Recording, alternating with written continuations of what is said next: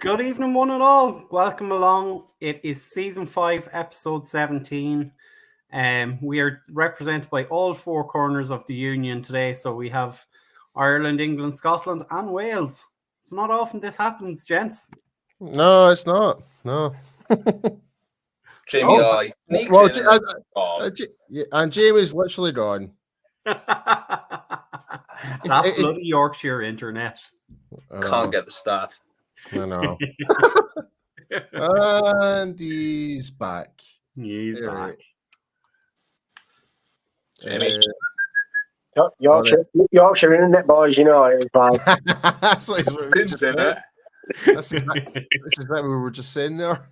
Internet, that's too much beer, son. no, not enough.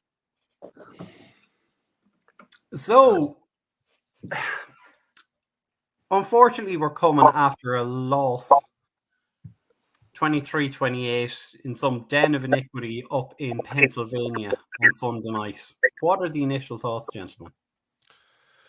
I thought there was if there's one thing I will say, we had a lot more fight in this game to the end, which is great. And I don't know about you guys, but I'm hearing a little bit of feedback there. Yeah. Just hold on. Still coming through? Hello. I think it might be. That's good. Is it good? Yeah. I think it's on Jamie's end. Ah, right. But yeah, I think, that's sorry, Jim. I need to keep putting you on mute for a wee second there. But yeah, I kind of felt like there was a lot of fight in the team. I thought Dak had a fantastic game, all things considering. Like, he was like 374 yards, averaging 8.5 yards per pass, 29 out of 44, 3 touchdowns. The only downside was Terrence Steele, my personal opinion. That's that. Not to, I don't want to single them out, but we're going to have to, because I've got the stats here, and this is throughout the whole 8 game, throughout the whole season right now. Yeah. Tyler Smith has given up 28 pressures this year. Tyler Smith has given up 4, Tyron Smith 5, Chuma Adoga 11, Zach Martin 13, which I'm quite surprised about. Tyler Badish 14, but Steele 28. That's concerning. And after seeing that play, that first down, and when we were in the red zone, that was the time we really needed every offensive lineman to really step up. And it cost us that game. It put us in a hurry mode, and we rushed, and it just killed the game for us. Rich, give us your own thoughts. I've been really in a weird position after this game. On the night and coming out of it, and on Monday, I was in a weirdly okay place. I didn't feel annoyed. I didn't feel pissed off. I wasn't like, oh my God, I can't believe we lost to the Eagles. There was none of that. It was okay.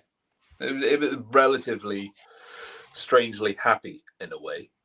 And I'm not quite sure why. Looking back on it now, on Tuesday, I feel it's probably down to a couple of things. One is Dak had a hell of a game. He was a lot more himself. There was a lot more old school Dak in his play, which was amazing to see, because I think he's been held back from being allowed to be himself for far too long. And trying to be made into something he isn't. Yeah. I think it has a lot to do with the fact of, not to take anything away, to be fair, but Dallas lost that game. That scoreline was Dallas either side of the numbers. They lost it. On that last drive and a couple of other places, Dallas lost that game. Philly didn't win it, as far as I'm concerned. And I'm not just saying that as a Cowboys fan. Dallas lost it. Yeah. Let's be frank. Yeah. And I think it's the fact of that isn't the first time that's happened. It is a recurring thing. There's a reason all these tropes about Dallas hang around for so long, that Dallas beat themselves, and they will continue to. until something big changes or someone leads the way and says that's enough is enough. And I think that's probably why I'm sat here thinking, do you know what? Not that surprised, not that big of a deal, because I've been here before, like a lot of people have. So it's a bit, I'm a couple of steps down the whole recovery thing. I'm through anger, I'm through denial already very quickly. I'm just fast forwarded step 3 or 4. It's completely agree with what Paul said, and there's loads of other stuff that we'll get into. But it's been a really weird one for me. Yeah. Jamie, give us your thoughts. I think it took, like Rich said, it took a couple of days to kind of really digest what happened. I think you go through that wave of emotions, don't you, when the game's going on. And then kind of when you sit down and you think of it logically, there were quite a bit, to be fair. There was a lot of dodgy officiating. I think everyone saw that. I think we spoke in the admin group that even media personnel were, or around the league, should I say, media personnel around the league were calling out the officiating. There were some dodgy calls. I'm sure we'll go into that a bit later in the show. Yeah. Was also annoyed at the play calling. There was some dodgy play calling on the Cowboys' behalf. Again, we'll put on it, but one that stood out was the final play in terms of trying to get the original set of downs to get into a position to win the game. But then also looking back at it, just the team as a whole, because that loss felt like a typical Cowboys loss. We were in the position. Should we have been in that position to start with? Who would have known if officiating and play calling would have been consistent throughout the night? But we got the chance, and how many teams end up with the ball? With 27 seconds to go, with 1st and 5 in the red zone, and we managed to back ourselves up twice, and we blew the game ourselves. So there's a lot of anger in that aspect because we blew the game. There's anger on the play calling side, on the officiating side. But then when you look at it, how many people really give us a chance? So, like Paul said, like Rich said, there's some positives to take out of that game. Personally, I thought the Cowboys were far off and going into this game, and I can't wait to get them to AT&T Stadium now, because I think in our home environment, I think we'll take these at AT&T. I don't think they're as good as I even made out to be. To be fair, I did my own head that these were probably the second best team in the NFC. Very much doubt that after this weekend. Yeah. Here's the question for you: do you really think like the record of the Eagles really makes them out to be as an 8-1 team? Do they look like an 8-1 team right now? I'm not going to lie to you. Before this weekend, yeah, but seeing how they kind of they struggled a lot of the stuff that we touched on the show last week.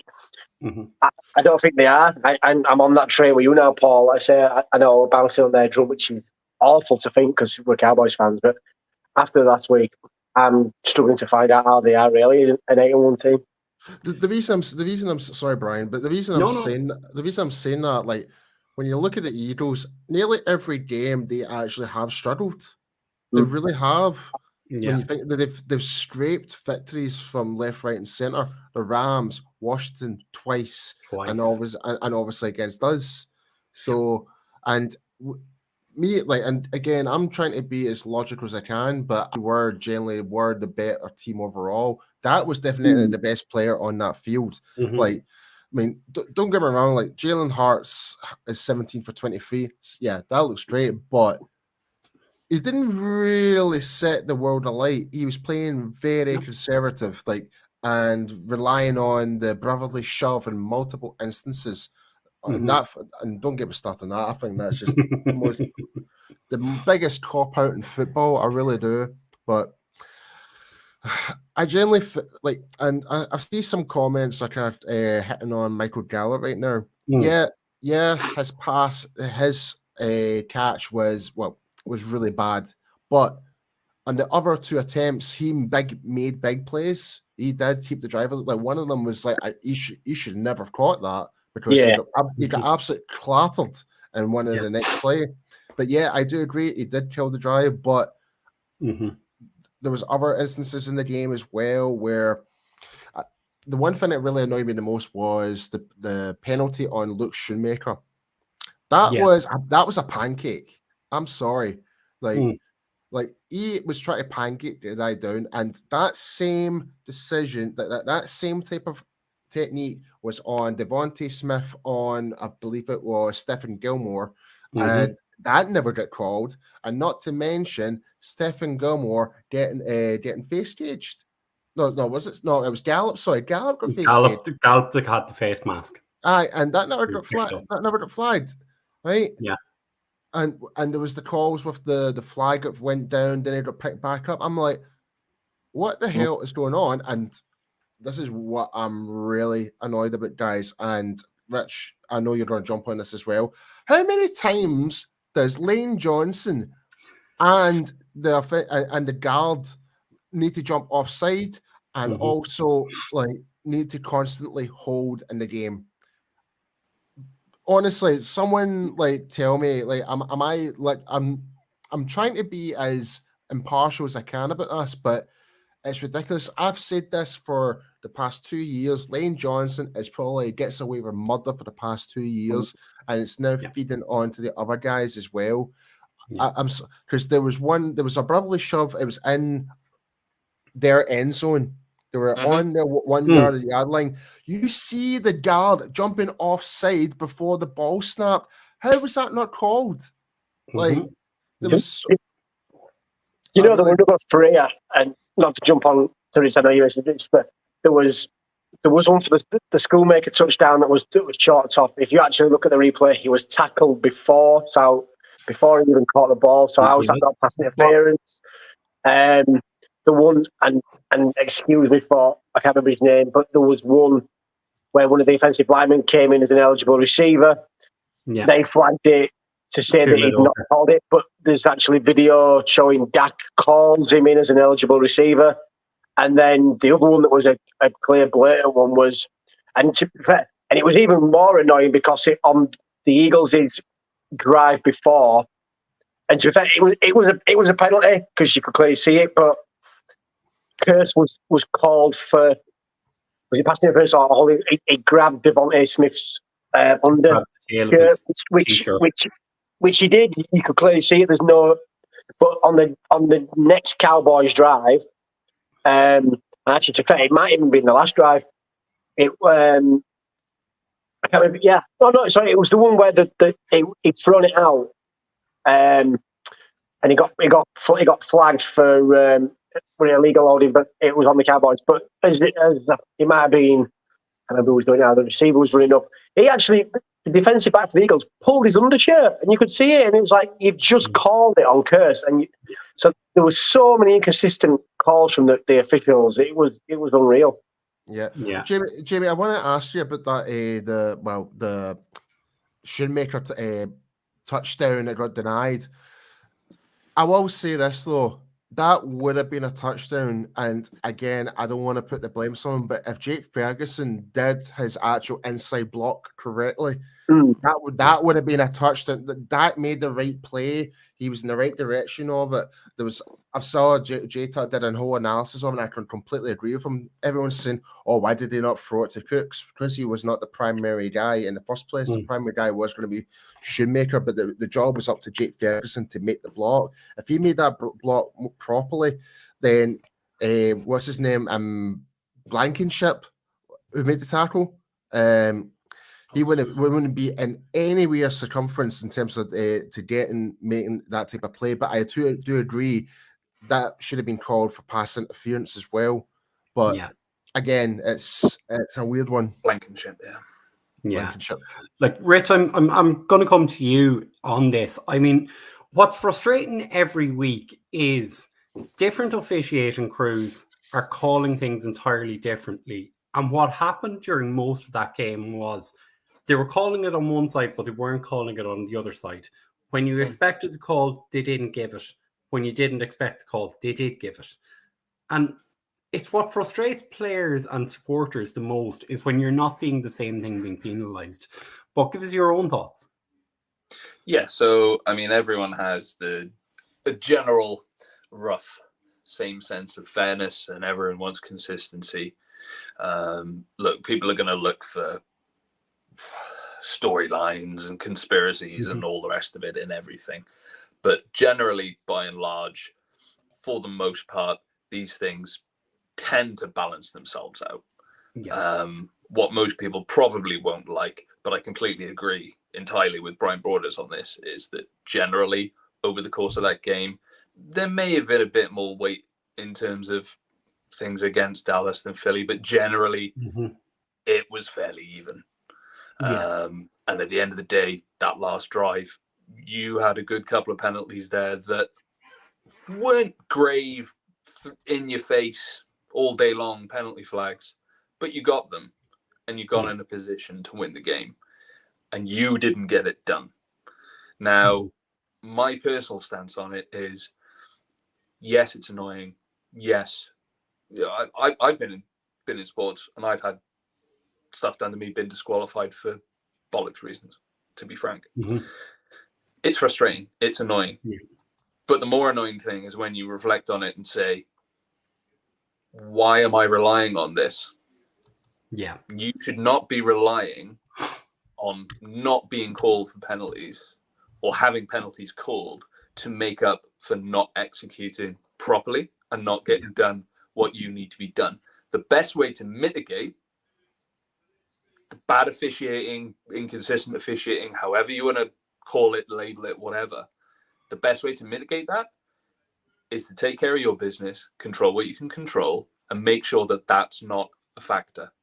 Yeah. Because at the end of the day, in this day and age, this isn't like we have games like Remember the Titans where the coach marches out and says, call it fair. Yeah. It doesn't happen like that. It is rare that you have very one-sided games called badly in this league. It happens badly. It happens in a lot of sports. It's inconsistent. Human nature. You can make lots of excuses for it, but you have to take care of your own business. If the game is that close, you've got to ask yourself, why is it that close in the first place? Yeah. Like, Paul, as we always kind of say, you and I both are big UFC guys, and as Dana White says, never leave it in the hands of the referees. Take care of your business. Put your points on the board.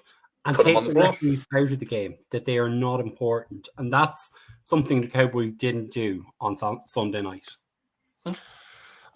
Yes and no. I still feel like offensively we did do our job. We were putting points on the board, stuff like that. But defensively, there was moments where we shut off and we were penalized to the full max. It ended up being touchdowns for Hurts and whoever it was, Kenneth Gainwell and stuff like that. So Devontae Smith and AJ Brown. So because the one for me was the Devontae Smith touchdown. I was like, that was just absolutely poor man coverage. Yeah, from I thought so. We need to do better from that. Like when we actually pinned them down, we were good. We only held the Eagles to 109 yards rushing throughout the whole game. And saying that, our rushing game, we knew going into this game was bad, like because how things are against the stacked Eagles defense. Yeah. But I will say though, why did we not play Rico Dowdle more? That's a question I want to ask. That's kind of a question. You'll see it coming. I looked over this over the last couple of days. There are huge run game issues for us. And part of that is Tony Pollard has never been a feature back. He's never been a 3-down back. I said this from day one. Everyone and their mother wanted Zeke gone last season. He's done. He's not good enough. Tony Pollard's not doing it. Of the 8 games we've played so far this year, he's had 1 game over 100 yards, and most of the rest of the games are 70 yards and below. And I suppose the other factor of that is that the O-line is so inconsistent and constantly changing that it's affecting that run game as well. Yeah. The only thing I would say this season so far about the O-line is that generally, by and large, it hasn't changed that much in terms of the people that are on field. Yeah. In the grand scheme of things, in terms of what we're used to. There's certainly inconsistency there. There's inconsistency in terms of the play. And statistics, they tell a story. They can, you know my view on statistics. But they tell a story. And one story they tell you is that the right side of the line isn't as well shored up as we were hoping it was going to be coming into this season. Yeah. There are question marks on Zach Martin. Yeah. In terms of pressures, and pressures we all know what pressures do. You haven't got to be getting sacks every single time, but when you have 2 sacks back to back, it's an issue. Yeah. I'll tell you why that is, though, Rich, because it's a chain reaction to the weaker side. That's how it is. If your right tackle is absolutely having an abysmal evening, it's going to put additional pressure on your right guard. And might actually, and when I kind of read the stats there, the left side has got the least amount. It goes from worst, and a nice like high to low count. Like Tyron Smith and Tyler Smith have the lowest a lot on the left hand side, so we're fine there. Yeah. I'm happy with that. Even Odoga's actually okay. Like he's, but in saying that, he's only featured 5 games, so I'll give him the benefit of doubt because he's not a starter, but still. But Terrence Steele, it was tough to watch. It was tough to watch. Like we knew that Riddick was going to be a problem in the game. I didn't realize how much of a problem he was going to be in the game. Yeah. My biggest problem with Terrence Steele was like he used to be so good last year with his hands, and it seems to be his hands have completely failed him this year.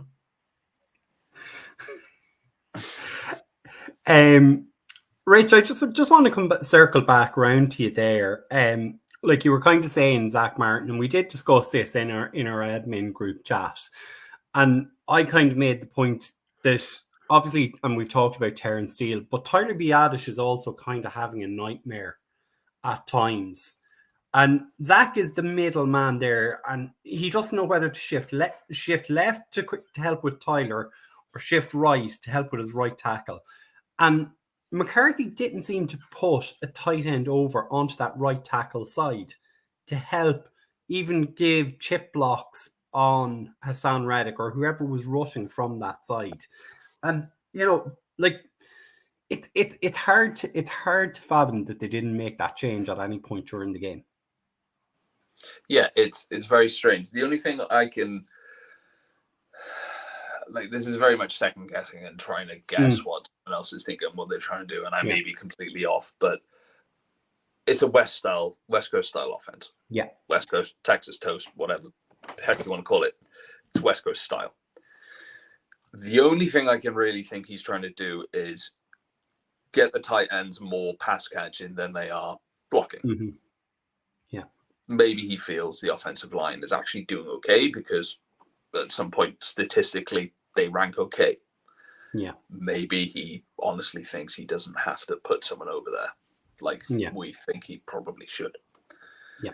Whatever it is, they're not going over there. The reason to me that doesn't make sense is because I've always wondered this season whether Mike McCarthy has gone down the road of why West Coast was established in the first place. Mm-hmm. Or what along the same vein, not the reason why, in terms of playing to your strengths. Now, getting the ball out quickly is all well and good, but you can't make up for having an inconsistent O-line by playing a West Coast offense.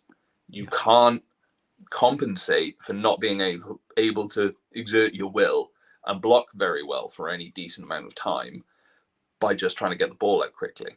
Yeah. The reason for that is because the West Coast offense relies heavily on a power running game.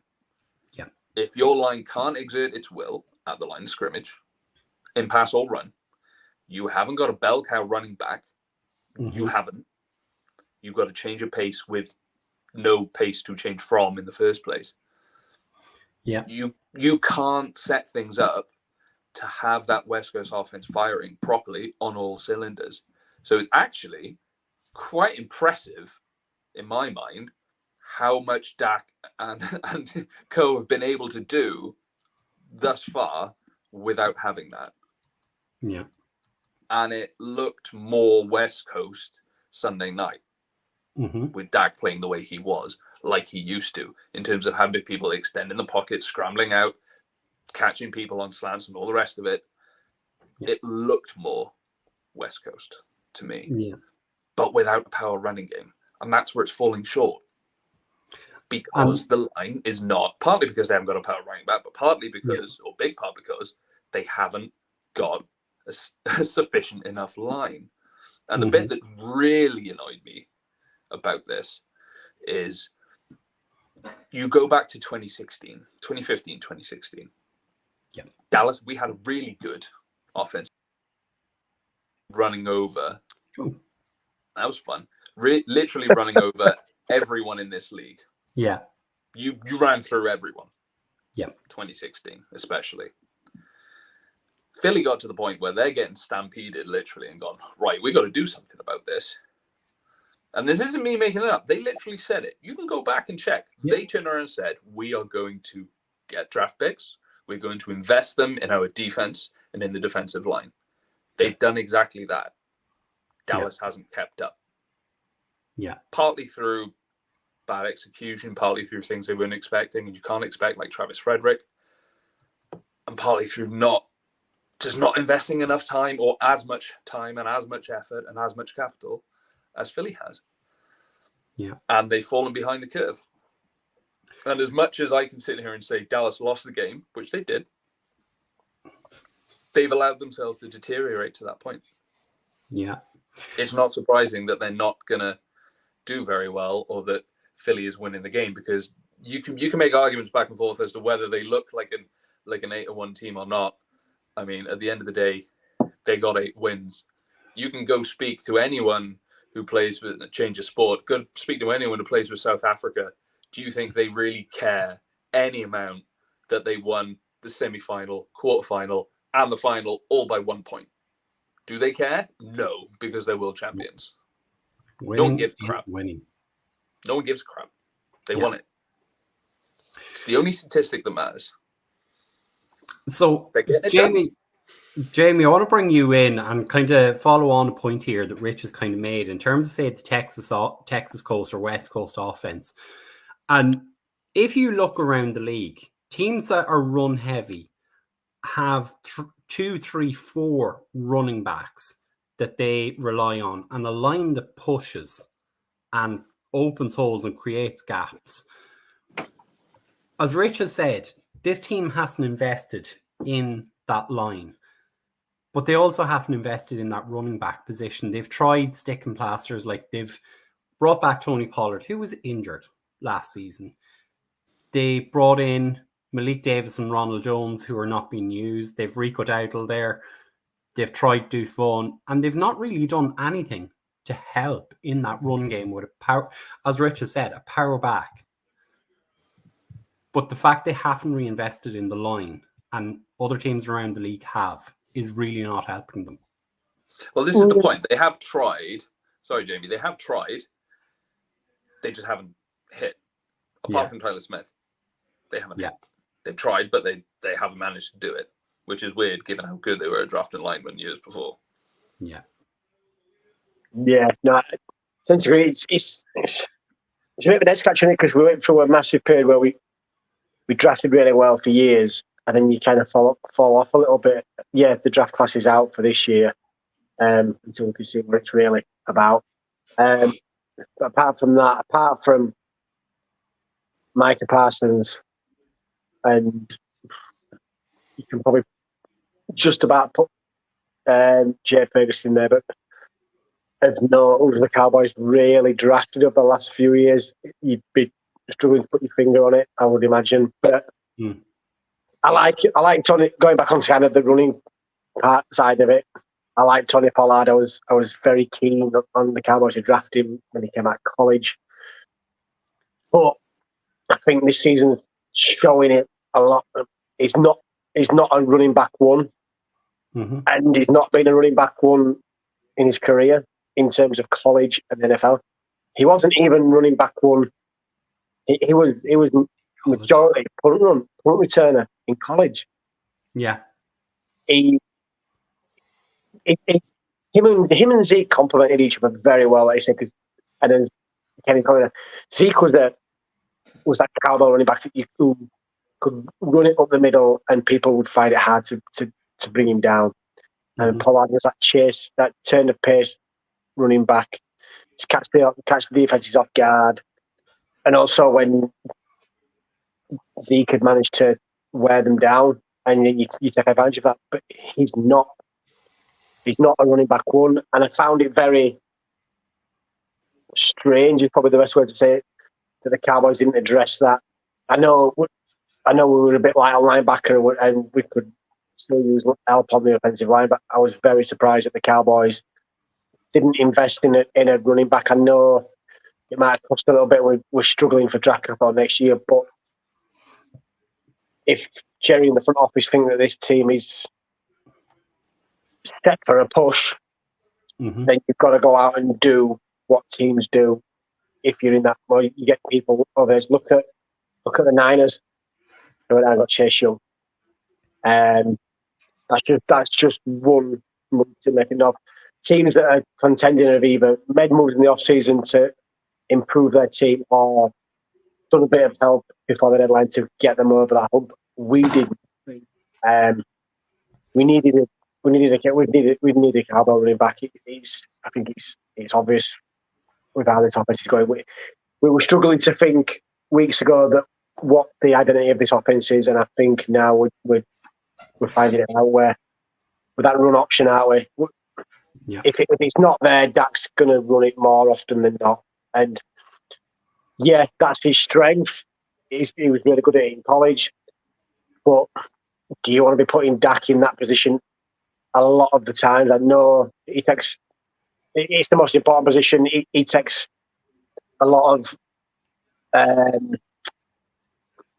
what's the word? He takes a lot of responsibility for the offense, but do you want to be running your quarterback more than your running backs in a game? I very much doubt that. Yeah. So I think it's going to be a big offseason. I know that's a long way down the line yet, but I think it's going to be, it could be one of the most important off seasons of the Cowboys in recent years. Yeah. Paul, I'm gonna throw this question to you before we move on and just kind of talk about the game itself.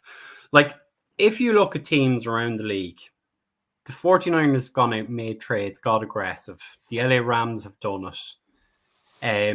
The Kansas City Chiefs got their asses handed to them in a Super Bowl, realized the offensive line is a weakness, and went out and addressed it. They went and addressed it by trades. They went and addressed it in the draft. And when they saw some of those things, they went and addressed it again and got more players in through trades. And, you know, I think this is something Rich always kind of touches on in terms of the Cowboys is we do enough to stay relevant, but we don't seem to do enough to get ourselves over the line. You know, we're always there, 10, 11, 12 wins, get to the playoffs, but we just don't seem to have that push in us. Yeah. I don't know what else to really say. I mean, in terms of we did bring in Gilmore and Cooks and stuff like that, but that's a whole different story. That's off-season type of thing. But during the season, when you're at the point where, okay, we know where our team is at, what can we improve on? Like, thankfully, the LVE is coming back soon. Hopefully, thank God for that. But have you missed him? I think we have. Yeah, without a doubt, definitely. But the point I'm trying. I get where you're going, Rich. But the point I'm trying to make is just like we haven't addressed the needs that are actually currently ongoing. Like we're bringing up practice squad players to fill the gap. We're not willing to make the bigger moves to kind of like make room for the roster for these certain positions.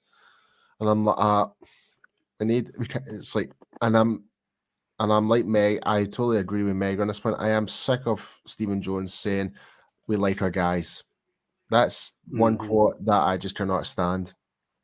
So if that, like, can we not do like what we did a couple of years ago? We traded the first to get like Amari Cooper, which at the time I was shocked. So why the hell are we giving up a first? But it turned out to be a fantastic investment. Like, but why not like get like what did like Washington, San Francisco did for Chase Young? The trade was at a 4th rounder or something like that. A third rounder. Yeah. But with them doing that, and if Chase Young actually leaves into the season, they get a compensation pick on the way back. So it's basically they got him for free. Essentially, the only thing doing is picking up the rest of his contract. So why can't we do something for that for this year? Like get someone who's on the end of the year of their contract, bring them in for a lower end draft pick, and you'll get a compensation pick at the very end of the season. Like it makes sense to me. So I don't know. I'm a believer. One of the frustrating things is, I know you're going to go back to Rich Mike. Right, sorry. Is when teams kind of, like you said, like the Chiefs got handed it to them. Yeah, they're still in the women's division, but you see teams when they go through something like that, they kind of blow it up and they rebuild. And I seen a tweet a few weeks ago, and I can't remember who for the life of me what, that while the Cowboys are such a money-making team off the field, that you'll never see the Cowboys blow it up. And sometimes it takes that. Look at some of the teams. Like look at for instance, like look at the Ravens at the minute. They blew it up quite a few years ago, and they've been to the Super Bowl. They're one of the favorites, like one of the dark horses for the Super Bowl. That not really we talk about, and it sometimes takes that, and it's just. And I think I can't remember if it was Rich that mentioned it a bit further on. Like we've got some of these players that are constantly injured, and like Tyler Smith, for instance. But it's like we keep them around because of what they were and not what they are. And now that sounds harsh saying that, but it's the nature of the game. And if you want to win, you've got you've got to go out sometimes and spend big. And teams have done that in the past and given up loads of draft picks to bring in players to get them over the edge, and we just don't seem to want to do that sometimes. Yeah. It's funny that you say that, because the ironic thing for me is Jerry Jones is the one that coined the phrase that the best ability is availability. And yet the point you just made is entirely valid. Yeah. But I think, very quickly, Brian, before we move on, I think the Cowboys actually did the right thing by not bringing anyone in at the trade deadline. Yeah. I don't disagree with them doing nothing. The reason being, you look at who is available to make an impact. Don't think it would have made a damn bit of difference. Depends who though. Surely there must have been one or two players that are coming to the end of their rookie contract, for example. They could have picked up for like a 6th rounder, for example, and have them for till end of the season, then get the compensation back. You mean to tell me that there was no one really out there? Best of my knowledge at the time, there were no meaningful offensive linemen. Yeah. That again, if you bring someone else in, you got the issue of you trying to plug someone in halfway through the season, continuity, etc., etc.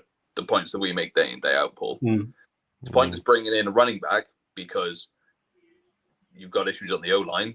It's all well and good having a power running back, but that's not going to mitigate you completely against having a bad O-line that can't get you lanes. You may as well have kept Zeke if that was what you were going to do. You may as well just have him here, because at least he knew he had unity with the team and he knew he could block. So I didn't see the point in bringing in Surtain. Yeah. What else are you going to do? They're looking at a wide receiver now, and it's like, Why? And to go back on the same vein and point Jamie was making earlier in terms of it was edging on the thing of not utilizing people properly. They're doing it again this year with Cooks. Same as they did last year with Hilton.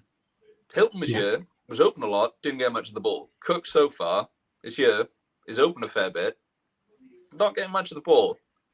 The Cowboys have an established pattern here, which is quite worrying, of bringing people in, bringing in skilled players when they do make a splash, actually managing to do the good thing of finding players for not a very big amount of money. Brilliant. But then you're not utilizing them. Mm-hmm. I've yet to see Brandon Cooks going for it and gunning downfield a whole lot to try and take the top off. You brought in a speedster and aren't using his speed. Yeah, that's for Part sure. of the reason is maybe because you haven't got the running game to get them to commit to get the protection long enough for Dak to pass it and get it downfield. Yeah. But then he's hurling balls downfield to CeeDee Lamb and to Jake Ferguson and to Talbot to not catch. So do you know what the funny thing on that is, though? Middle of the field. And I know you're probably going to talk to it, right, just while it's in mind, but funny you should say that. Like, the one of the few times that they targeted Cooks at the weekend was probably the time that they shouldn't have targeted him. It was the last play. CeeDee Lamb's your wide receiver one. When you need that big first time, you go for him. Everybody, even the commentators, found that he's catching. That's not a knock on Cooks. It's just in that play, you automatically would go to your wide receiver one, or at worst, Jake Ferguson, because Jake Ferguson was quite hot on Sunday, but they just completely took those two out of the game, and they might as well just gone with no receivers for that. Yeah. Especially in this scheme. Put your best player in the X, give him a custom route, get him open, get him the ball. Yeah. Rich, you made a point there a few minutes ago, just when we were kind of talking about things, and we said we'll finish on this one before we move back to talking about the game. You mentioned, are we missing Trayvon Diggs? And I think I get where you're going, but I'm going to give you the floor on this one. It was Van Der Esch, wasn't it? No, you mentioned Trayvon Diggs, wasn't it? No, I mentioned Van Der Esch. Van Der Esch, yeah. Okay. Well, then I misread that. Put the whiskey down there, but there we go. Someone asked the question today on, I think it was Talking Cowboys, and it's one of those things. Someone asks you, and you think, but you've never thought about it. It's just never hit you, and then you think about it, and you go, And I don't feel like we've had a big drop off in productivity by not having LVE around. And you look at the flip coin of that, he's healthy, he can come back in. Yeah. Who are you taking off the field to bring him on, and is it worth it? Yeah. Because I like the speed that's there right now. Yeah. Depth, 100% you want him around. There's none. You need him. But someone asked the question, and I was like, oh, okay, yeah, I'm struggling to answer that, which usually tells you all you need to know. Yeah. Like I have the defensive numbers going through the bottom of the screen there, and you can see Damone Clark 11 tackles, Micah had 9, Marquise Bell had 6. That's 26 tackles in the game between 3 players. And doing the stats for these shows most week, Damone Clark and Marquise Bell are nearly your top 2 tacklers. And as you say, in that case, are you missing Leighton Van Der Esch? Because what we said all last year was we need Leighton Van Der Esch to stop, to help us in that middle linebacker spot, to help the defensive tackles and stop the run game. So far this year, we haven't really been burnt in that running game. And like you say, Rich, the speed is there between Bell and Cook. And, Deron Bland is also helping out in that a lot. So, where does Leighton Van Der Esch come back into the lineup when he is off IR? I don't know. I'm more than happy to listen to Paul and hear his opinion on it, because right now I just it's a question that I was asked, like I said, and I'm just like, I don't know. Yeah. It's the adaptability for the other players. Yeah, that's the reason why. You've got a guy that's purely dedicated to play the middle linebacker, whereas Bell isn't. That's that like you're seeing more numbers from Bell, obviously, because he's been put into that position. That's where you're seeing the stats go up. Yeah, which is perfectly fine. No, I'm not complaining about that at all. Bell's doing a fantastic job, but I'd rather have Bell at the position where he's more tailor suited to what he's naturally best at. Is that's been that type of like strong free safety type of role idea. That's so. Yeah, I rather would prefer that, because if there's one thing that LVE does, like he can read the inside gaps of where the running back is coming. He knows how to stack up along with the defensive line to really seal in the running back to prevent him gaining any yards over the yards line of scrimmage. That's what LVE is really good at. Not to mention, he is excellent when it comes to if players are on the sideline.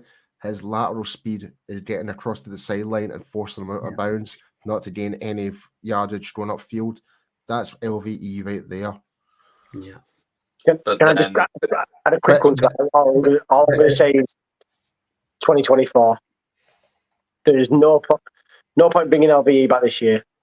Yeah, I know, and just to add to little Mac's comment there, I do agree. Like the injuries are going to play a big, massive factor. Like that's multiple neck. He's one neck injury away from, and this is going to be horrible to say, but it's going to be Ryan Shazier style.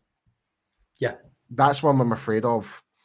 Yeah, like the way how Van Der tends to go in and tackle puts tremendous amounts of pressure onto his neck. That's why he wears the neck brace and all that type of stuff as well, or the neck guard, whatever you want to call it.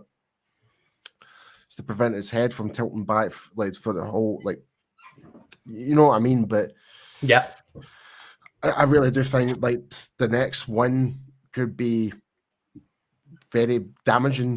That would be it.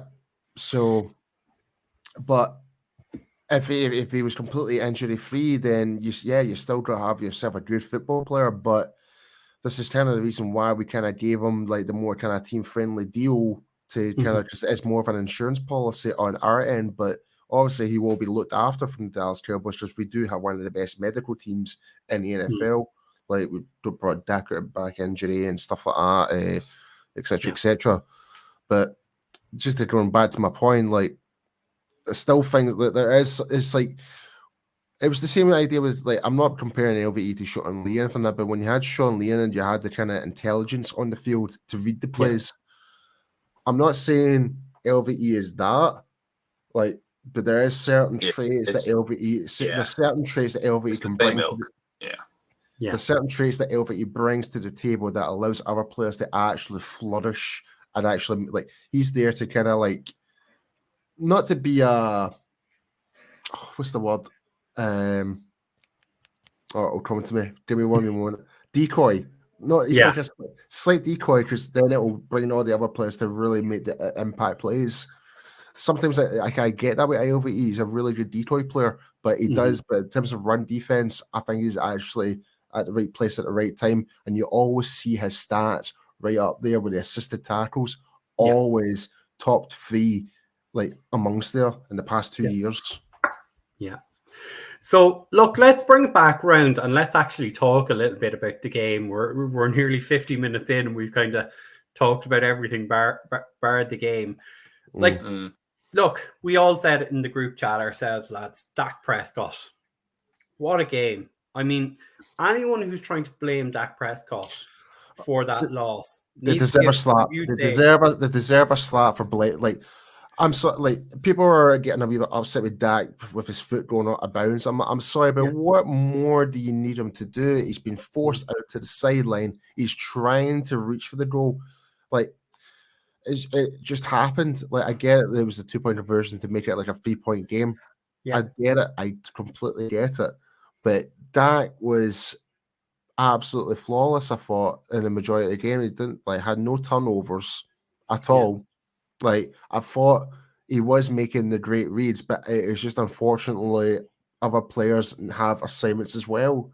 Like I kind of mentioned, Jake Ferguson, if he made a better block, that Shoemaker would have been an actual touchdown. He would have had more like clearance space from Blankenship easily.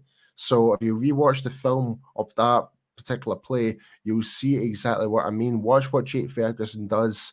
Like he didn't put up a bit of a resistance to make the seal block in, and that left Blankenship to get off a quicker release to get to Shoemaker, and that's what he made the play. So, and obviously there's individual mistakes with, like I said, that one particular Gallup play that killed our drive. There was Terrence Steele, like not having a great game. Like, so, if anything, it's on the other players for not doing their jobs. Really, anything. Like, but Dak, to me, was fantastic. I mean, his QBR rating was like 115 or something like that. Yeah, 115.2.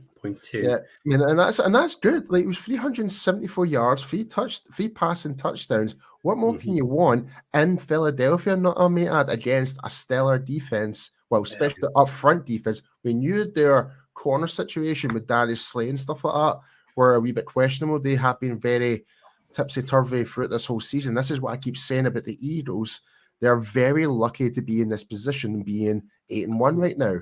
Like, to me, the Eagles are not an 8-1 team. They're just basically scrapping by the nails of their teeth to claw at the victories, and that seems to be the difference right now. Like, they're getting these like, I guess, referee decisions as well. Like, if I want to be really douchebag about it, yes, but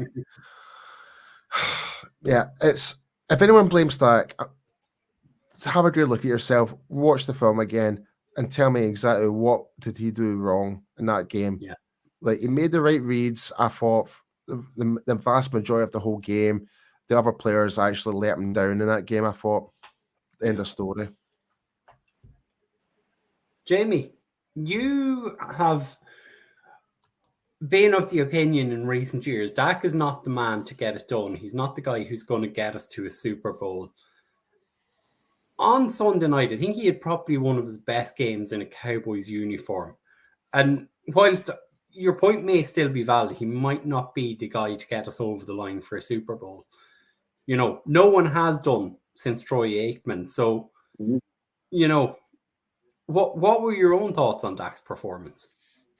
I think Paul hit every nail on the head with his comments. I don't think there's very much more to say. He said what Paul said. It was borderline perfect on it, and like you say, I think that,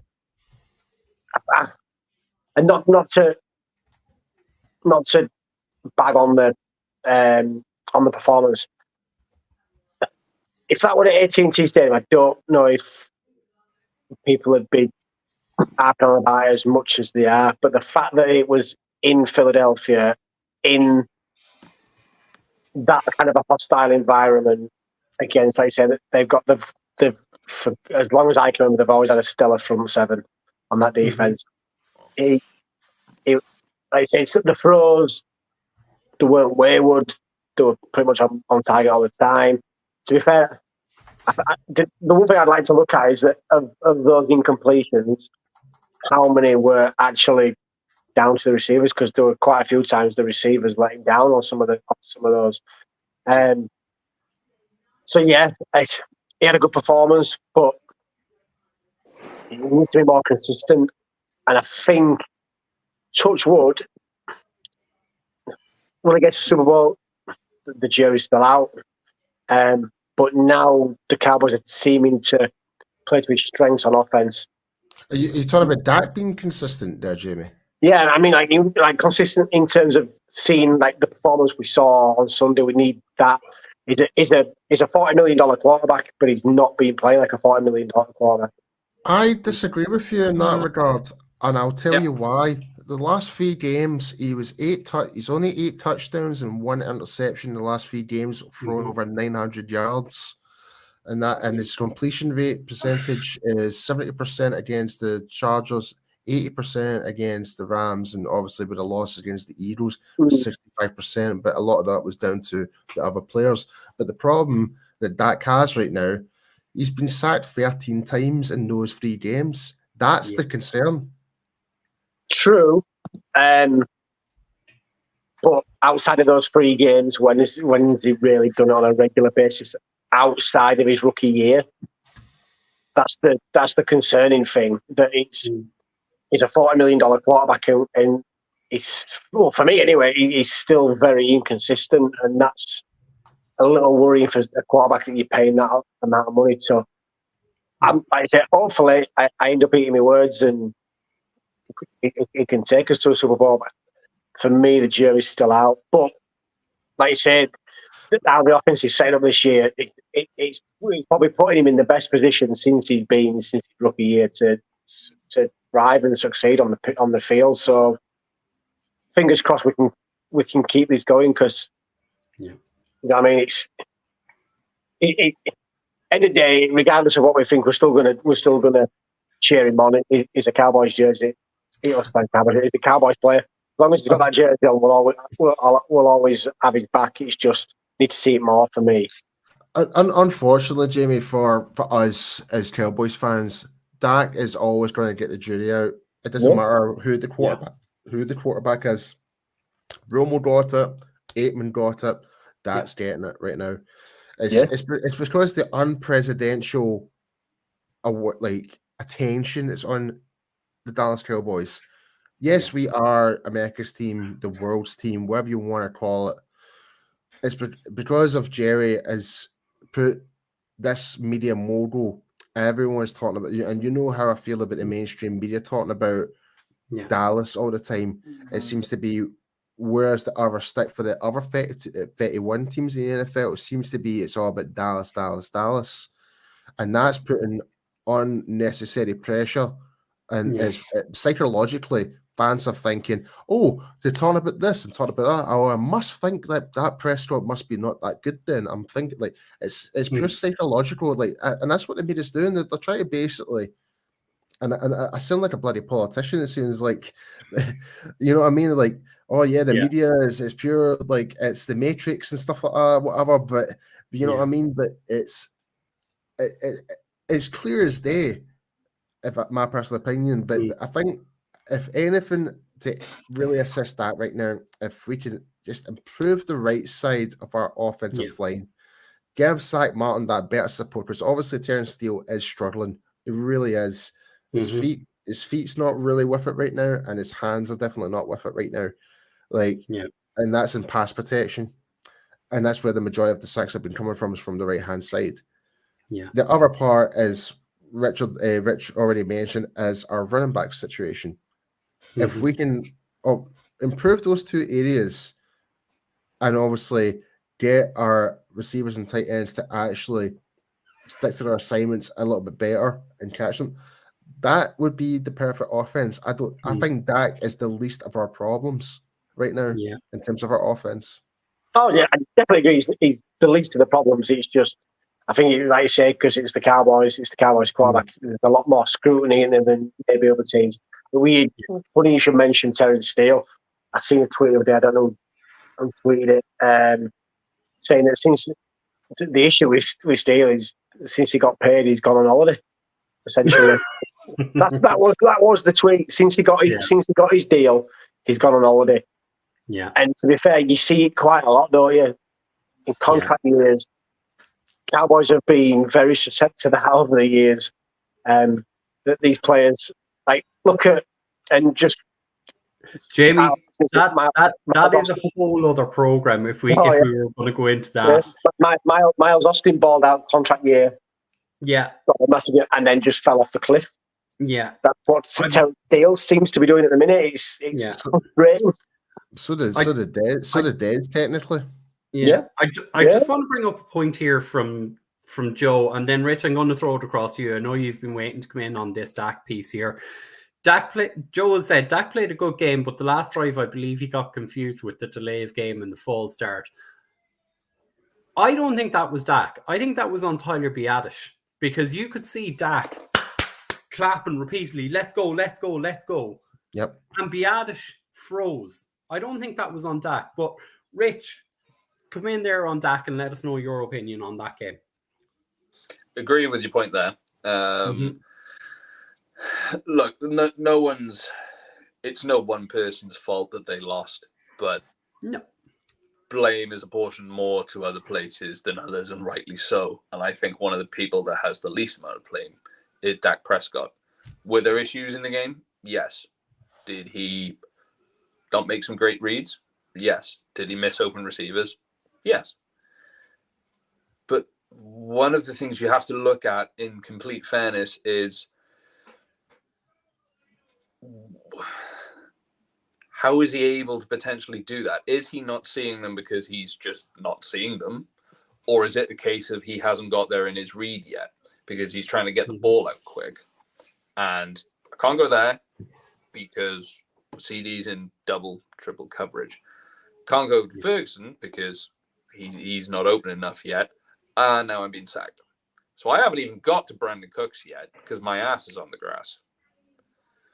Yeah. How is he supposed to do anything about that? Yeah. Dak, I've already said, Dak looked a lot more like himself, his old self. I thought it was a perfect blend of old school and current Dak. I thought it was really, really good. I do think he could potentially do it for us going down the line. I don't think anyone can really say categorically he's not, because he's not been in a position to really show us whether he can or not, because he hasn't had a consistent enough team around him.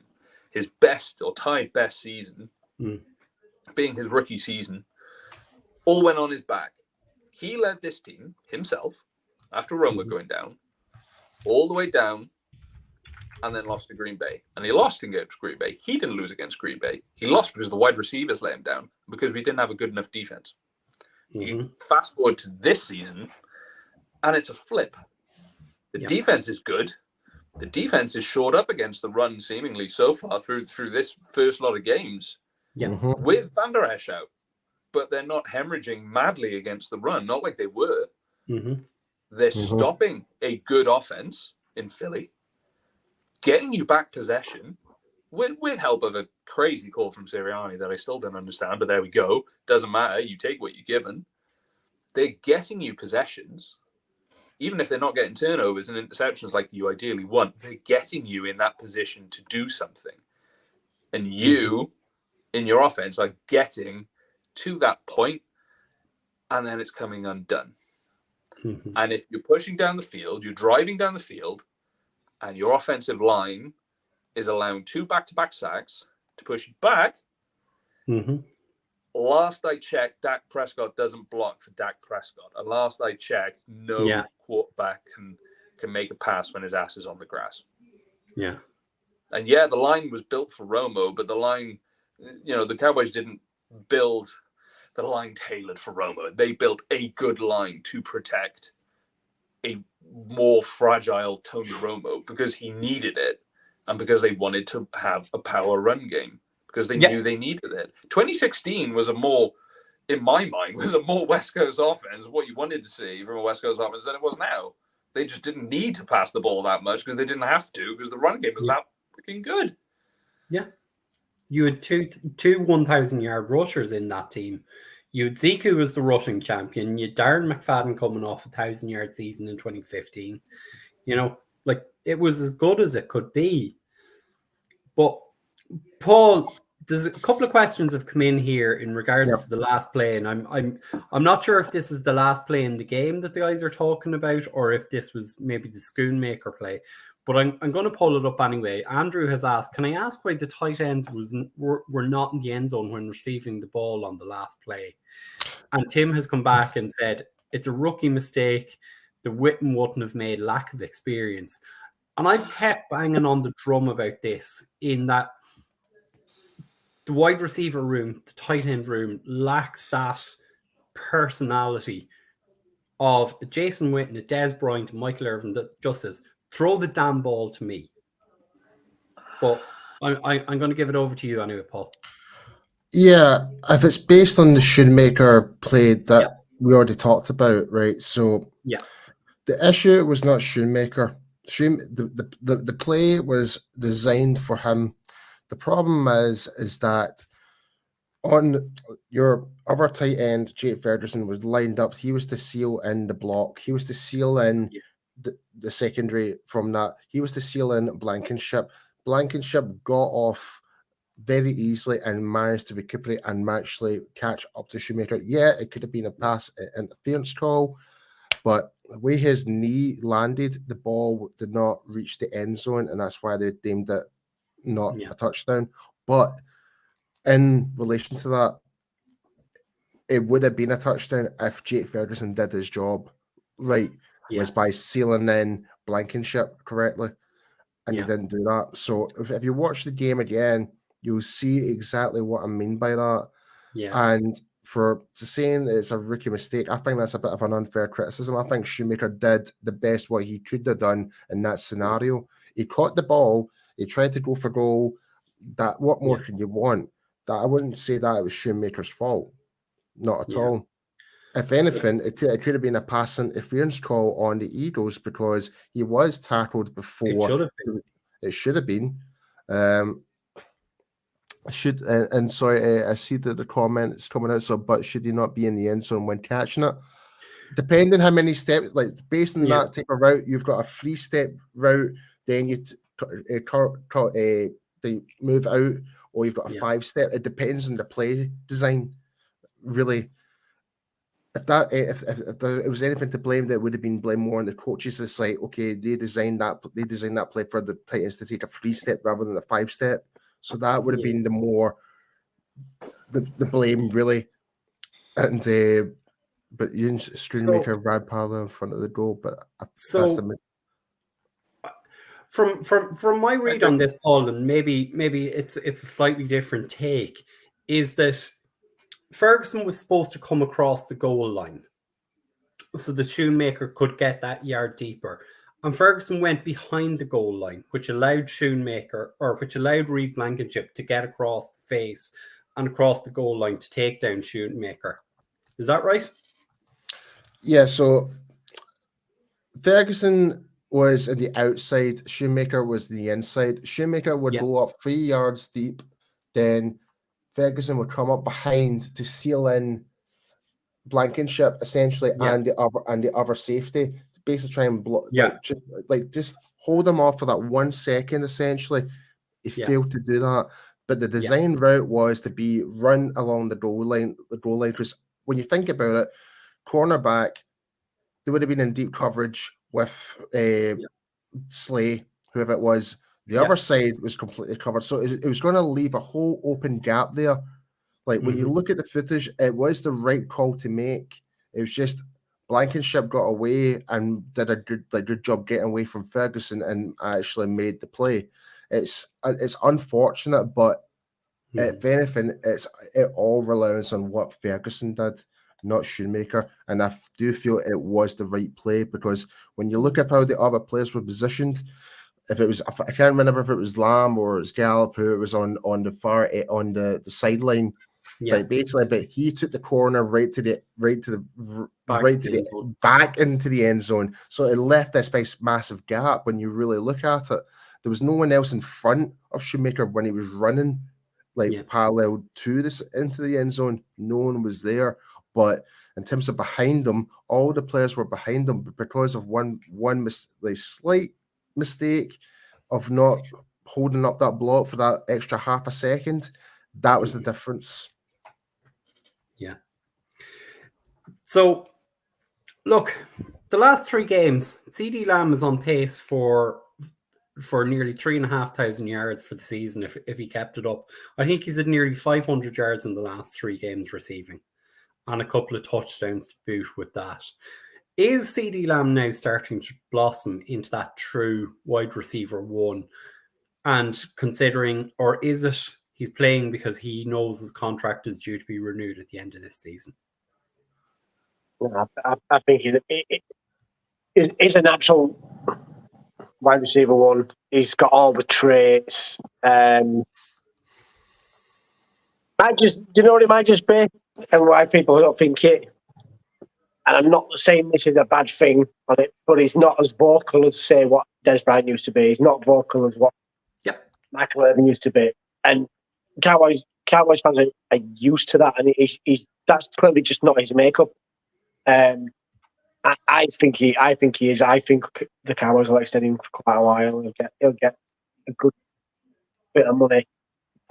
We just need to target him. Like I say, I think he wasn't targeted on the last play.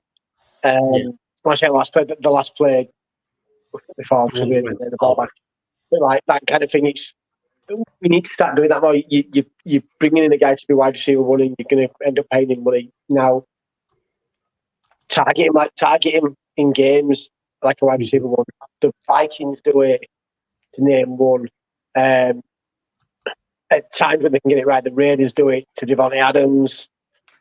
The Jets do it when they've got a capable quarterback because they've got that wide receiver one. It's just we just seem to not do it a lot, and we try to spread the ball around quite a bit. And now start targeting more. It needs to be started to be done.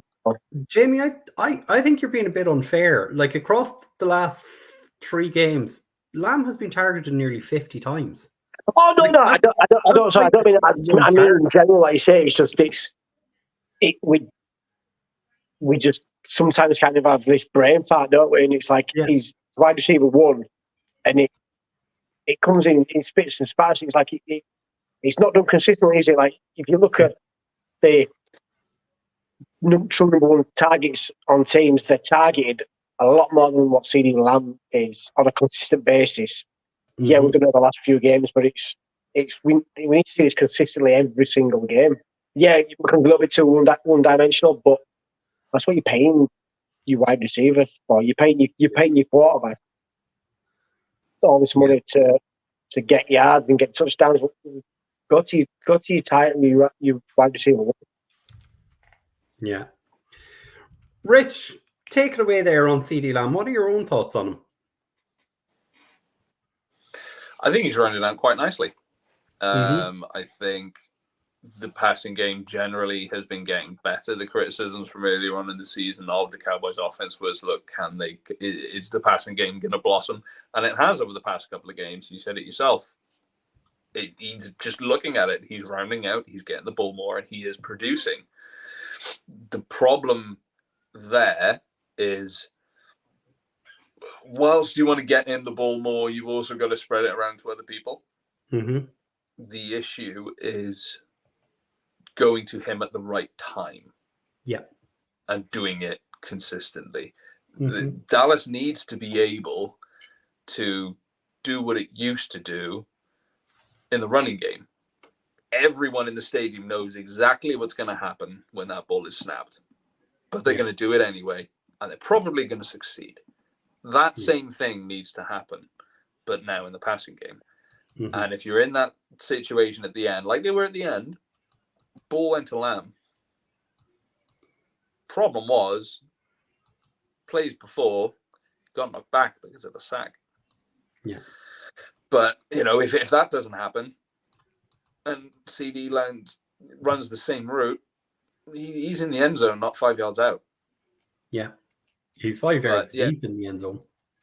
But to answer the question, or quite possibly, but to answer the question, I think he's rounding out quite well. Haven't got a problem with it. He's cried for the ball. He's wanted more. He's had it. He's producing. He's doing well.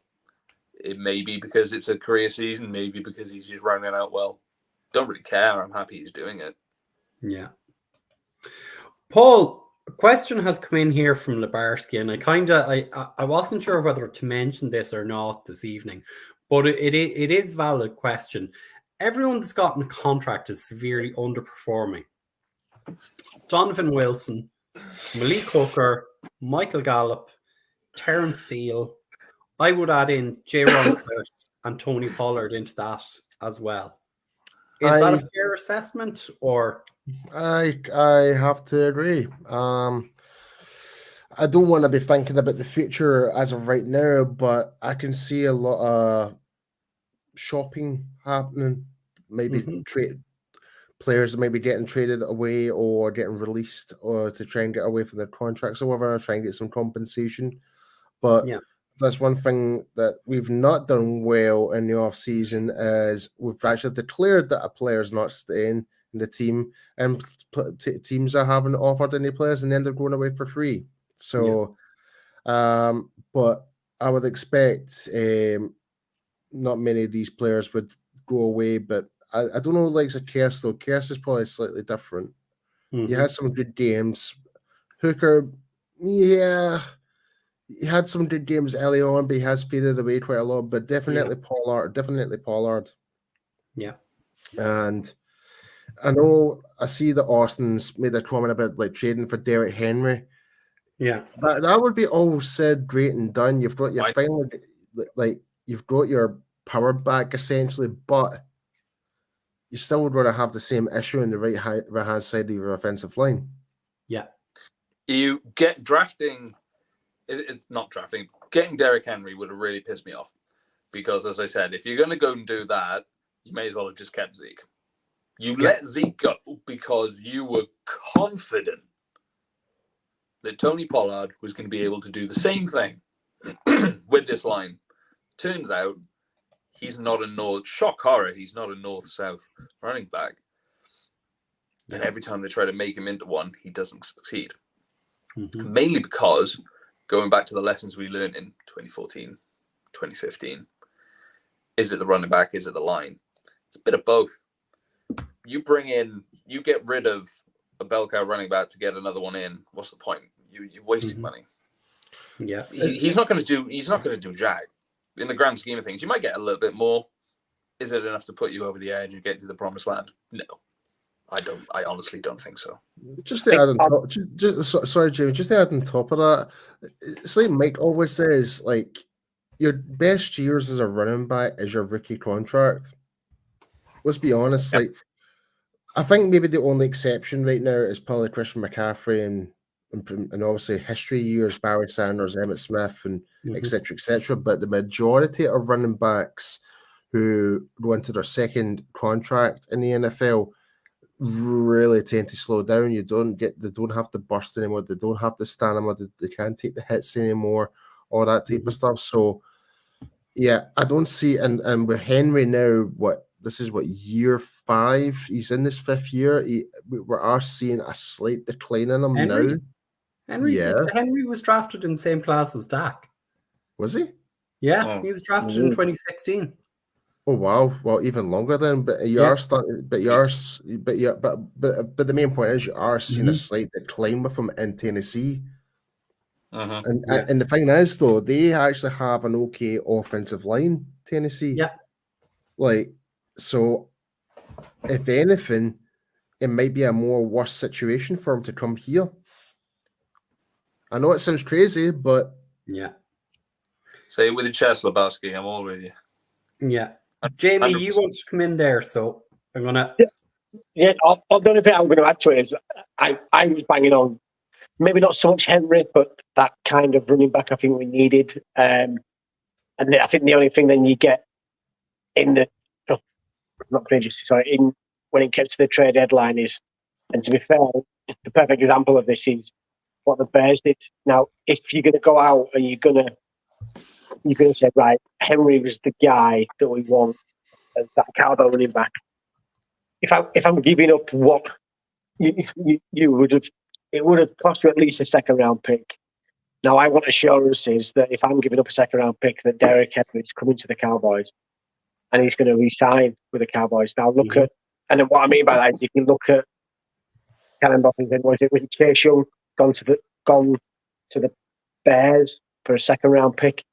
Yeah. And he's made it quite clear that he doesn't want to go to. He didn't want to go to Chicago. Yeah. The Bears have given up a 2nd round pick. Bearing in mind the Bears are absolutely awful anyway at the minute, and you've given up a 2nd round pick that's not going to. He's a good player, but he's not going to get you into the playoffs, especially because of how bad the Bears are on offense. And he's essentially going to walk, and the Bears are going to get nothing for it, apart from damaging their draft stock. Where if how do we know? Are they in the market for a quarterback?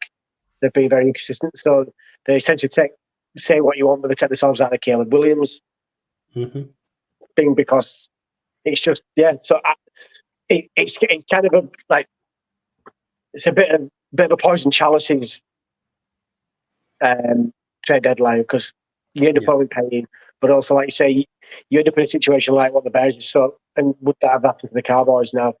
As much as I would have wanted to see some point, I'd rather the Cowboys not be put into that position of we're just essentially wasting a draft pick because that guy's not going to sign. If I'm making a trade at the trade deadline, the guy's got to sign. I'll come to an agreement that will sign in the offseason an extended contract. Yeah.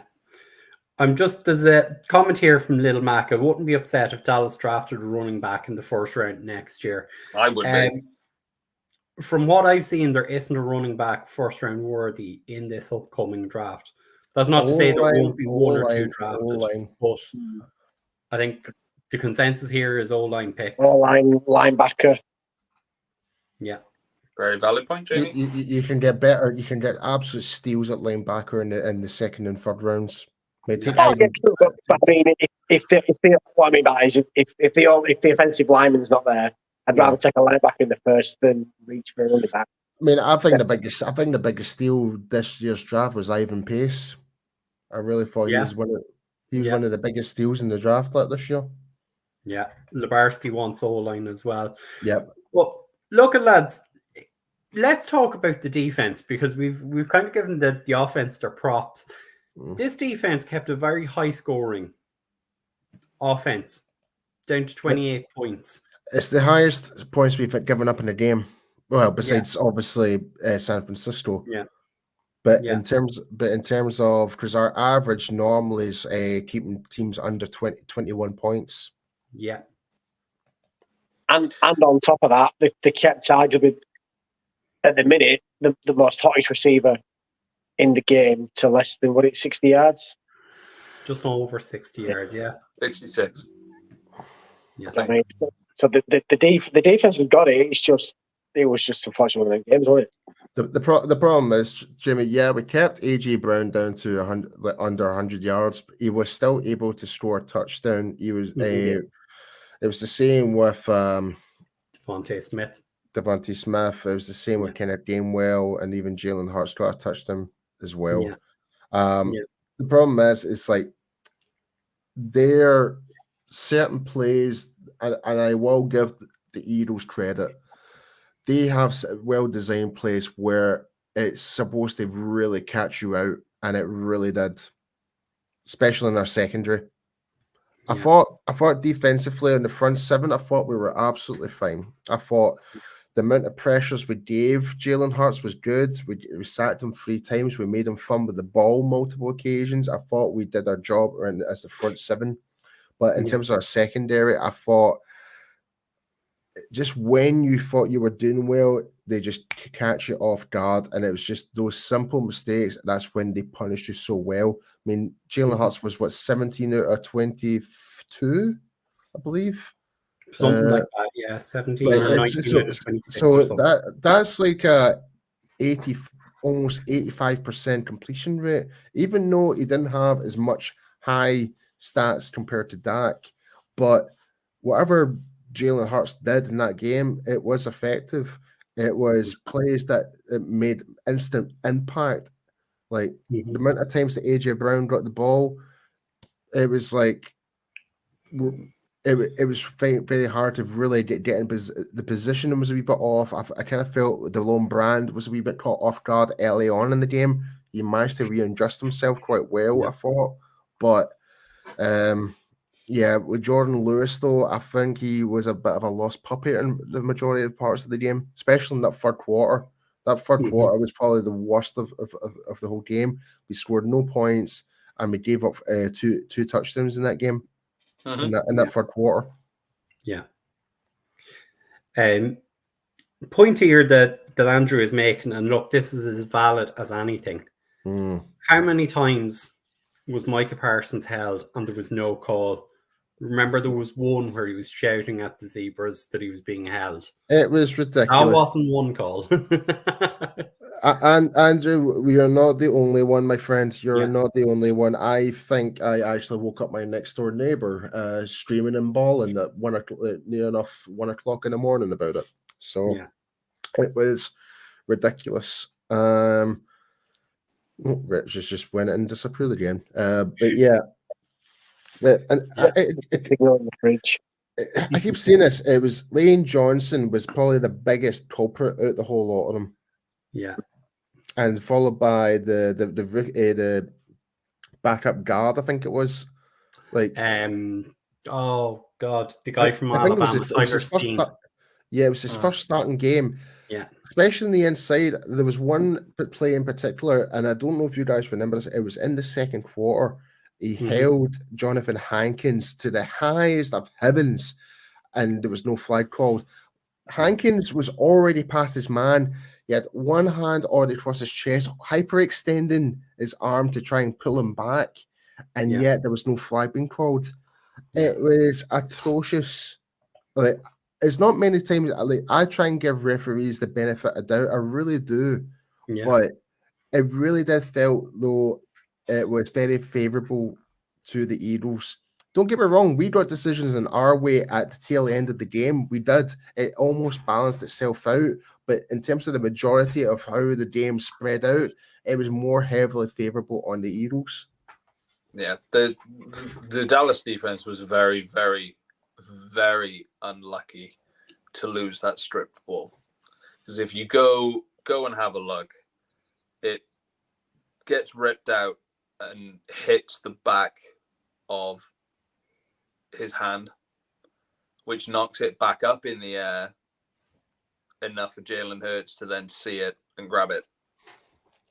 If that hadn't happened, ball's on the floor, possibly getting recovered by someone else in a different colored jersey. That was really, really unlucky. That wasn't poor execution. That was just plain old bad luck. That's all that was. But the defense played good. Officiating stuff aside, defense played good. They held what is realistically, as much as it pains me to say, probably the second best team in the NFC right now, or is considered the second best team in the NFC at the minute. I really don't, Rich. I think to me, I still think San Francisco are still top. I think. Oh, San Francisco are top. I think Philly is still at the minute. You can't really make an argument because they're winning. They're getting it done. So I get what you're saying. Yeah. Take it as they are one of the top 5 teams. If it's based on record, yes, the Eagles are probably the best. But in terms of just overall performance of looking how they're playing as a team, I don't see them being a Super Bowl contender. I really don't. I think guys, I'm just gonna go to Jamie here. Jamie is saying there's breaking news. So Jamie, I'm gonna throw it over to you. Yeah, it's breaking all over. The Cowboys have just signed newly reinstated wide receiver Martavis Bryant, should I say? Sorry for pronouncing the name, but yeah, Cowboys have just signed him. Am I the only one that's not actually upset about it? Yeah. Yeah, you are.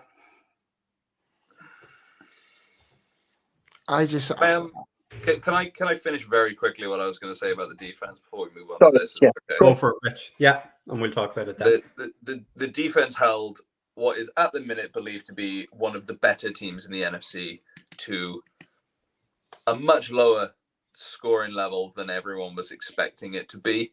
They held AJ Brown to not a great many yards and a touchdown. The ball to Smith was beautiful. It was a beautiful throw. I'm going to give it to him. It was gorgeous. They put you in position to win this game twice. Yeah. I don't think it's fair to come at this defense and say they didn't do a good enough job. They put you in position to win this game twice. Yeah. The offense didn't get it done. Yeah. And they've got to win these kinds of games. If you're going to go into the postseason, you're probably not going to be blowing someone out 40-10. you're probably going to be a close enough game. Any defense that's the best defense in the league, or one of the best, is probably going to be decided by a margin of, unless someone makes a real cock up, or you're lucky enough to get an interception, which is a luxury, or a ripped ball, stopping them on downs, because that is a turnover. Being able to get your offense back on the field, win the time of possession, put points on the board. You can't rely on your defense to do it all season long. You just can't. You can't rely on any side of the ball to do it all season long. Complementary football works. It has to work, and they're not getting it done consistently enough in the minute. Yeah. But to go to the breaking news, I think it's pointless. Yeah. You're not using Brandon Cooks enough. Why bring in another one? Yeah. Like looking at a lot of the comments about it online, even Des has had some of them in it saying give him a couple of weeks and the Cowboys have got the sort of major red zone threat.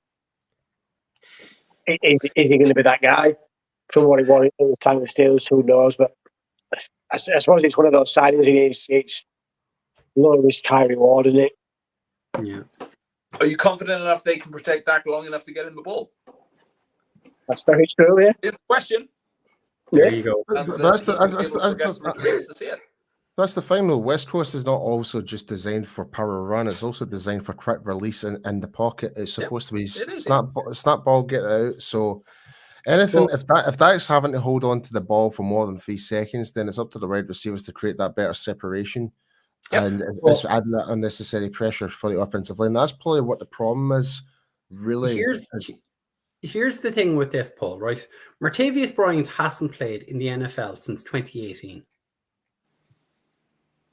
Right, I didn't realize that. Are we seriously expecting a guy that hasn't played in 5 years to come in and have a big impact? And a guy who it's just saying to the practice squad, though. It's just the practice squad, though. He's not exactly going to make an impact. I mean, if he's there just to help our defenses, then yes. If that's one thing you need to understand as well, if you're bringing into a guy to your practice squad, he's going to be there to help target your defensive backs in practice. That I can fully support. Doesn't matter if you're 5 years out of the league. Don't forget, like Gronkowski, he was out for 2 years. He came back. Don't forget all these. I'm not saying they're in comparison to the same type of player, obviously different position, different end quality, but you're bringing in different. You're bringing in a different perspective, different looks. You're bringing in these different players to your practice squad to challenge your opposition for scouting. That is the main reason why he's been brought in. That I can fully support. This may be a storm in a teacup. He's on the practice squad. You brought him back. He's not played since 2018. He's not really done very much, with a great respect to him, in the XFL in terms of making a big splash. Do you really think he's going to contribute here? It may well be just for that. But you know what, though?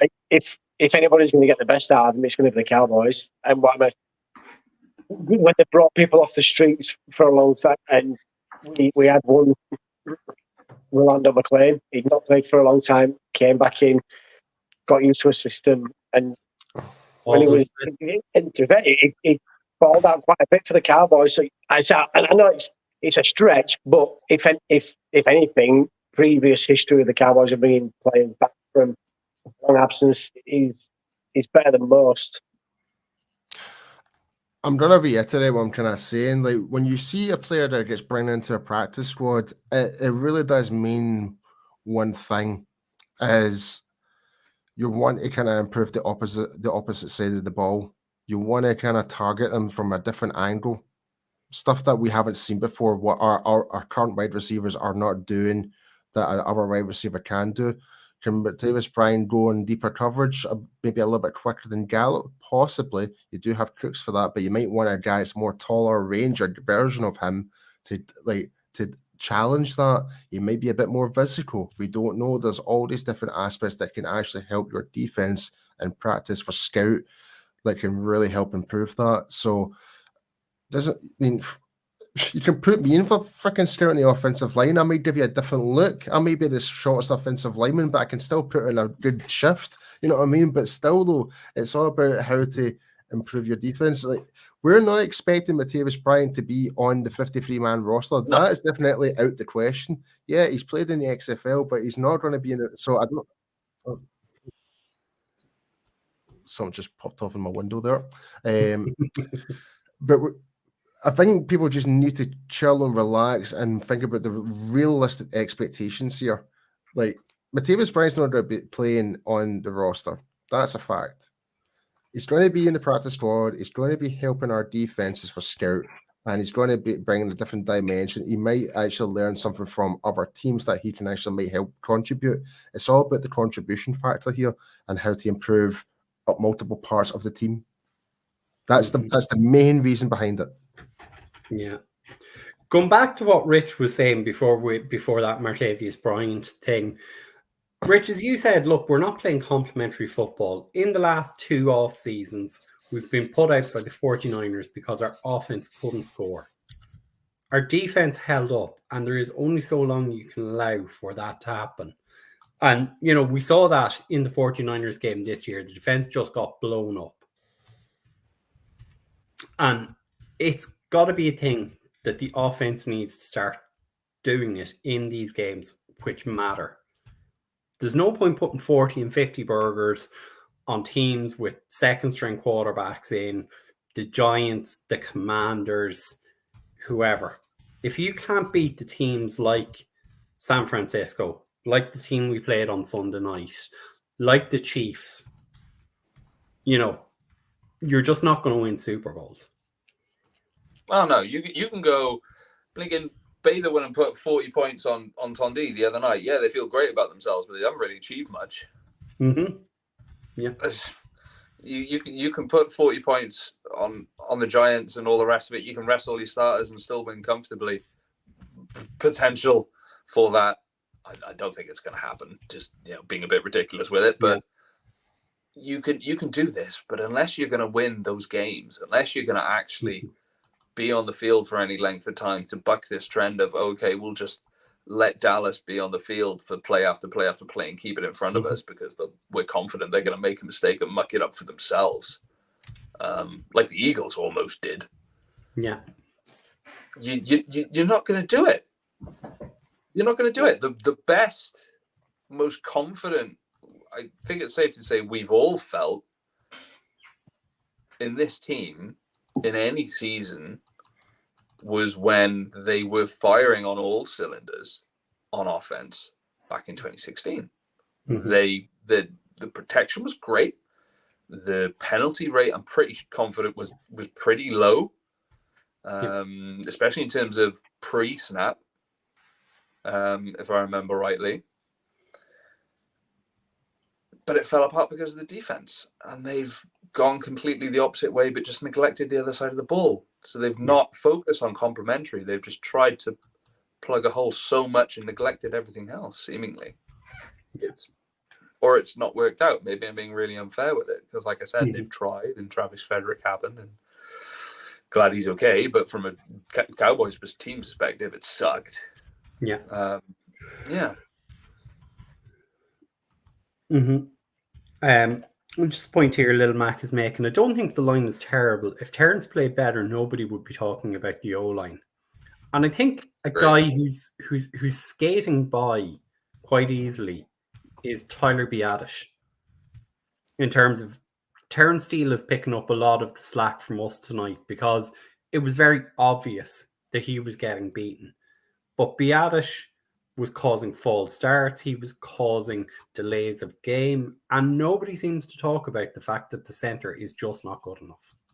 I was more than happy. I said going into the draft, I was more than happy to consider a starter or a center or a left guard. Yeah. Yeah. For that exact reason, Terrence Steele is coming off an injury. That's simple. Players after big injuries, there's going to be time. I'm cutting him a bit of slack on this one because I think you've always got it for at least a decent part of the following season, if not the whole season.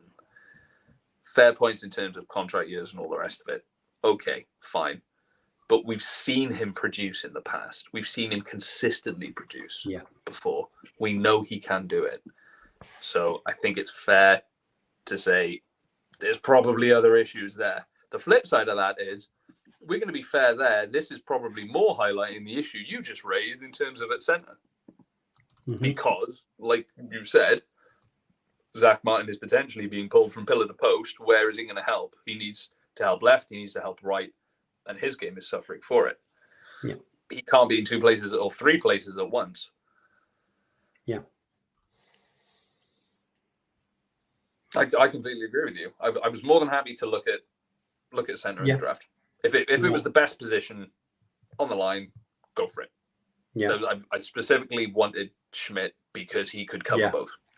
Yeah. And if my main thing was, look, bring him in at guard, then have a competition next year if you think he's better at centre.